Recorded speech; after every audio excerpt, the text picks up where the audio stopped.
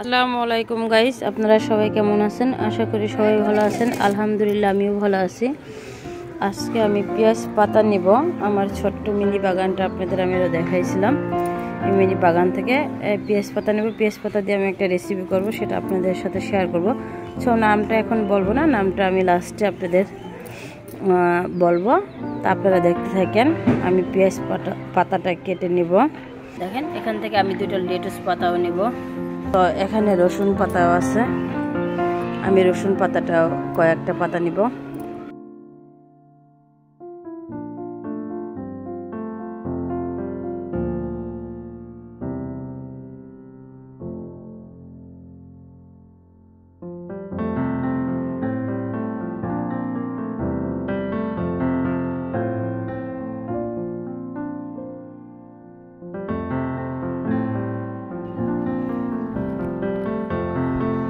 Guys, আমি এখানে দুইটা মুরগির বেস্ট নিয়েছিলাম, নিয়ে এটাকে ছোট ছোট টুকরা করে নিয়েছি। এখন এটাকে আমি ব্লেন্ড করে নেব।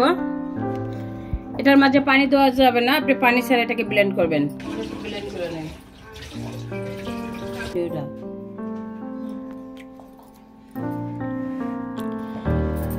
আমি চিকেনটা ব্লেন্ডার করে নিয়েছি, এটাকে কিমা বানাই নিয়েছি। দেখেন, এরকম একবারে মিহি একটা কিমা বানাই নিয়েছি। এখন এটার মাঝে আমি দিয়ে দিব 1 চামচের মতো গোলমরিচ,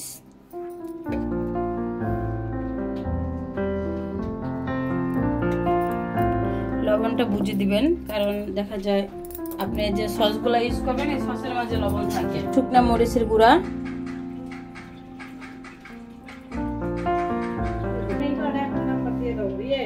একটু চিলি সস দিয়ে দিচ্ছি আমি এখানে।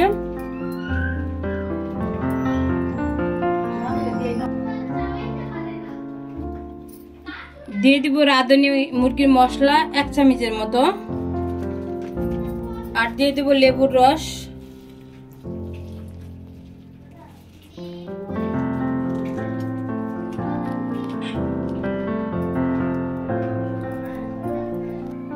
দিয়ে দেব এখানে পেঁয়াজ কুচি করে রেখেছিলাম আমি, পেঁয়াজ কুচি।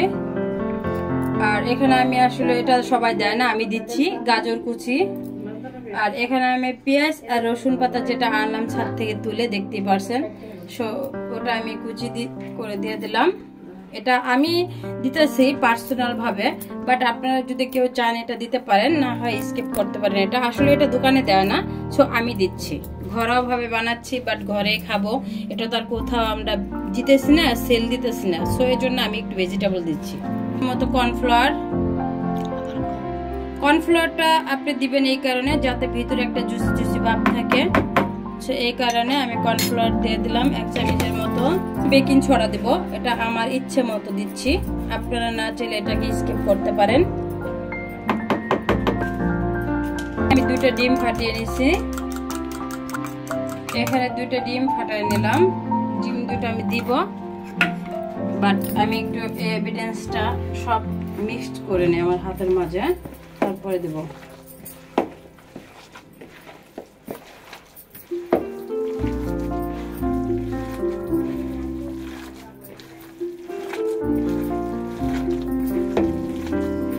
আমি 2টা ডিম পুরোটাই দিব না, কিছুটা আমি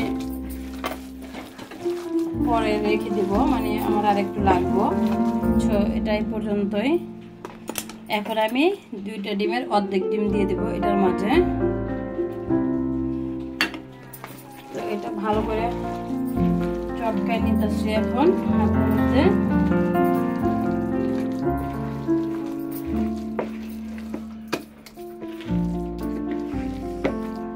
এরপর আমি দিয়ে দিব এখানে আমি বিস্কিট গুঁড়া করে রাখছিলাম, এটা দিব।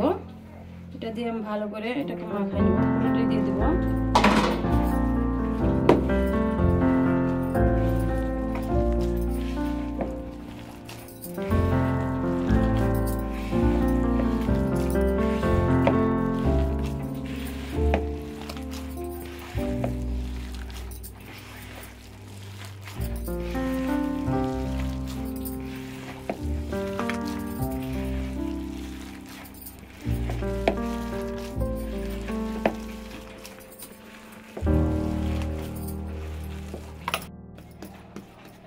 তো আপনারা এভাবে পুরা ব্যাটারটা এক করে জাস্ট রুটির মতো করে একটু হালকা বেলনের সাথে তেল দিয়ে এভাবে এটাকে করে নেবেন। মানে এটা আমার কাছে ইজি মনে হয়েছে, চাইলে আপনারা হাতেও বানাতে পারেন, বাট আমার কাছে মনে হলো এটা ইজি।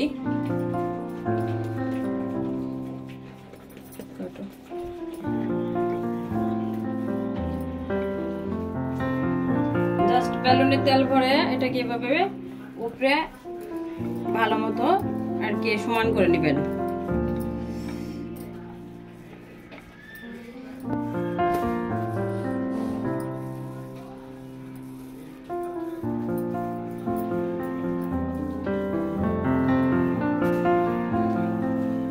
এভাবে জাস্ট সমান করে নেবেন,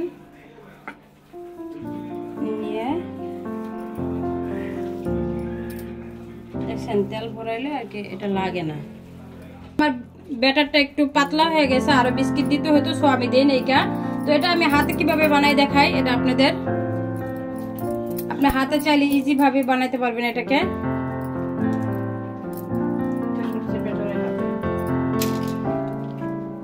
এভাবে শেপটা আপনি নিয়ে নিতে পারেন।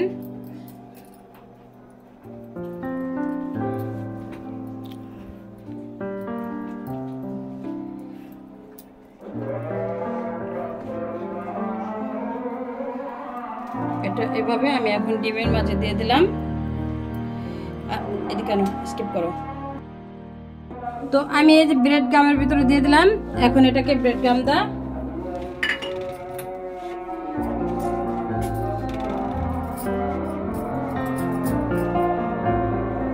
ঠিক এইভাবে মিশিয়ে রেখে দিলে চলবে। দেখেন আমি কিভাবে বানাইতেছি, বাট আমার এটা একটু ব্যাটারটা একটু হালকা পাতলা হয়ে গেছে, তো মানে আর একটু শক্ত হওয়ার দরকার ছিল, এই জন্য আমি উঠাইতে পারলাম না। সো আমি আপনাদের এইভাবে দেখাই দিলাম।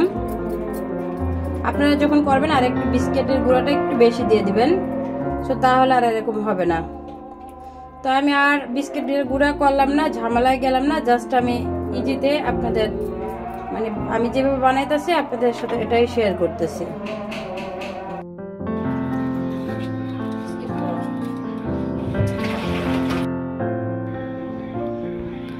বিসমিল্লাহ। আমি আধা ঘন্টা আগে যে নাগেটটা রেখেছিলাম ফ্রিজে বানায়া, তো সেটা এখন আমি বের করে নিছি। এখন ভেজে নিব এটাকে।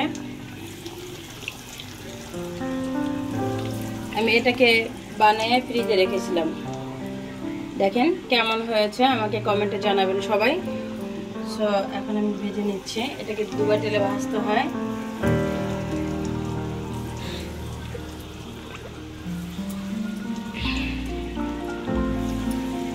এটা যখন ভাজবেন চেষ্টা করবেন ছড়ানো কোনো জিনিসে ভাজার জন্য, কারণ এটা একটু জায়গা নেবে বেশি, এই জন্য ছড়ানো জিনিস ভাজবেন।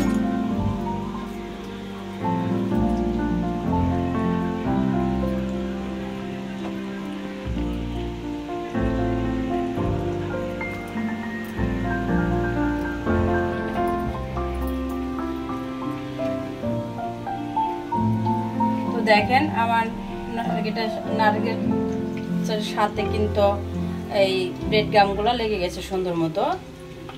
আপনি যখন ফ্রিজ আপ করবেন এটাকে, তখন এটা সুন্দর মতো এটার সাথে লেগে যাবে, তেলের মাঝে খুলে যাবে না।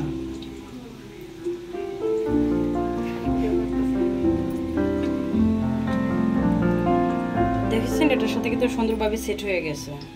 তো এখন কিন্তু এটা তেলে দিলেও আর একটা ব্রেড গামও এটার থেকে ছুটে যাবে না।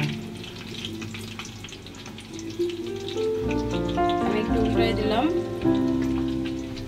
তেলের ফেনা প্রচুর উঠছে, তো এই জন্য আপনাদের দেখাতে পারতেছি না। এটা মাশাআল্লাহ দিলে অনেক সুন্দর ফুলে গেছে।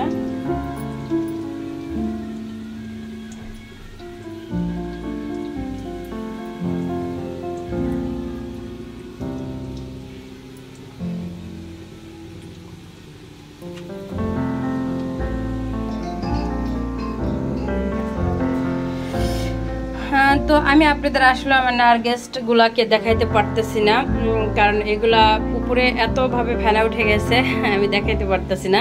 কিন্তু হয়ে গেছে, টুপি হয়ে গেছে দেখেন। সো আমি আপনাদের দেখাইতে পারতেছি না, বাট আমার ভাজা হয়ে গেছে। আমি তুলে নিব এবার। দেখেন মাশাআল্লাহ দিলে অনেক সুন্দর কিন্তু হয়েছে, অনেক ফুলছে। তো আসলে সব সময় যে রেস্টুরেন্টে খাবার খেতে হবে এমন না। আমি আপনাদের সব সময় ভিডিওতে একই কথা বলি যে আমরা চাইলে বাচ্চাদের নিজেরা বাসায় বসে স্বাস্থ্যকর খাবারটা খাওয়াতে পারি। সব সময় রেস্টুরেন্টে যে অনেক টাকা দেওয়ার কোনো মানেই হয় না, বা আমরা অনেক টাকা দিয়েও কি আদৌ ভালো খাবার খাচ্ছি, স্বাস্থ্যকর খাবার খাচ্ছি না। কিন্তু এগুলা কিন্তু অনেক সময় লাগে না, অল্প কিছুক্ষণ সময় লাগে। আপনি যদি একটু চেষ্টা করেন, আপনার ঘরের মানুষ দেখবেন সবাই অনেক খুশি হইব, এবং কি তারা এগুলা আপনি যখন বানায় খাওয়াবেন আপনার বাচ্চা এবং কেবল আপনার হাজব্যান্ড সবাই খুব খুশি হবে এই খাবারগুলো খেয়ে।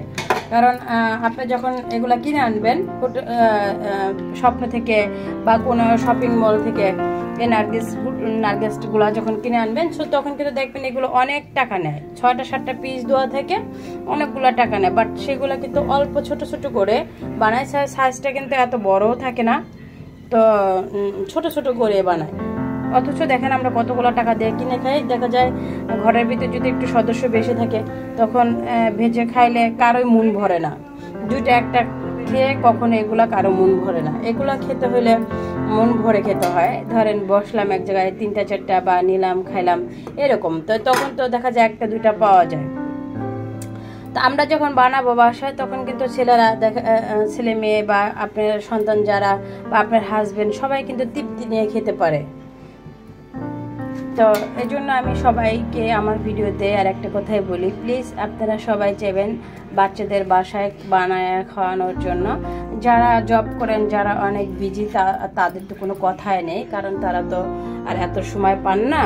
তো যারা ইজিলি ফ্রিলি সব সময় বাসায় থাকেন তারা চাইলে এভাবে বানায় খাওয়াইতেই পারেন। যারা ফ্রি টাইম বাসায় থাকেন, দেখা যায় চাকরি টাকরি করে না, হাউস ওয়াইফ, তারা চাইলে এগুলা বানায় খাওয়াতে পারে ইজিভাবেই। আমার আসলে ফ্রাই প্যানের ভিতরে মানে তেলের ভিতরে একটু বেশি ফেনা ওঠার কারণ একটা, এটা তো ফ্রিজ আপ করা না, এটা আমি আধা ঘন্টার মতো আর কি ফ্রিজে রেখেছিলাম, তারপরে এটা বের করে ভাজলাম। এটা ডিম দিয়ে তৈরি, উপরের লেয়ারটা ডিম দিয়ে করছিলাম, জাস্ট এই জন্য এই ফেনাটা উঠতেছে। ওরা তো অনেক দিন ফ্রিজ আপ করে রাখে, ওটা আনলে দেখা যায় এতটা ফেনা হয় না, উপরে তেলের উপরে এতটা ফেনা ওঠে না। কিন্তু ফেনা যাই হোক না কেন, যাই কিছু হোক না কেন, দেখেন আমার নার্গিসগুলো কিন্তু অনেক সুন্দর হয়েছে, অনেক ইয়ামি হয়েছে। তো যদি আপনাদের ভালো লাগে বা এটা নিয়েও যদি কোনো মতামত থাকে আপনাদের আমাকে বলার, আপনারা আমাকে কমেন্টের মাধ্যমে জানাতে পারেন। আমার আসলে এই রেসিপিগুলো যে মনে হোক না কেন খেতে অনেক মজা হয়। যদি আপনাদের খাওয়াতে পারতাম তাহলে বুঝতে পারতেন। জাস্ট আমার কথা হলো, দেখতে যেমনই হোক না কেন এটা খেতে মজা হলে হয়। আর দ্বিতীয়ত হচ্ছে আমার ছেলে মেয়ে তারা আমার হাতের জিনিস অনেক পছন্দ করে, তারা রেস্টুরেন্টটা পছন্দ করে না। এই জন্য বাধ্য হয়ে আমাকে আমার ছেলে মেয়ের জন্য প্রতিদিন এই সন্ধ্যায় কিছু না কিছু করতে হয় তাদের জন্য। তো আমার নার্গিসটা বানানো কেমন হয়েছে সবাই কমেন্টে জানাইবেন। এটা ছিল আমার ফাইনাল, একবারও আমি সম্পূর্ণ ভেজে নিয়েছি এইভাবে। যদি আপনাদের কিছু বলার থাকে আমাকে কমেন্টে জানাবেন। যারা আমার ইউটিউব চ্যানেলের বন্ধু তারা আমাকে সাবস্ক্রাইব করবেন, ভালোবেসে আমার পাশেই থাকবেন, একটা লাইক দিবেন, একটা কমেন্ট করবেন। আর যারা আমার ফেসবুকের ফ্রেন্ড তারা আমাকে একটা ফলো দিবেন, কমেন্টে জানাবেন। যদি কিছু বলার থাকে একটা লাইক দিবেন, ভালোবেসে আমার পাশেই থাকবেন। আজকের ভিডিও এই পর্যন্তই ছিল। আমাদের সকলের জন্য দোয়া করবেন, আমি এবং আমার পরিবারের প্রতিটা সদস্যের জন্য ভালো থাকে। আর আমিও আপনাদের সকলের জন্য দোয়া করি। যারা আমার সাবস্ক্রাইবার আছেন তাদের জন্য করি, যারা আমার সাবস্ক্রাইবার নাই তাদের জন্য করি, সকলের জন্য দোয়া করি সকল ভালো থাকুক। তো আজকের ভিডিও এই পর্যন্ত। ভিতরটা দেখা, সামনে ভাঙ্গাটা দেখা।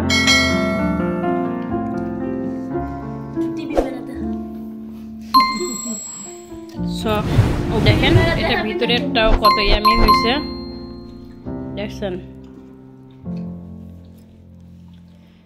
এটা আসলে বাজারে কোনো সবজি টবজি দেয় না, শুধু চিকেন দেয়। আমি জাস্ট একটু সবজি দিয়েছি, কারণ সবজিটা আমার কাছে ভালো লাগে এই জন্য দিয়েছি।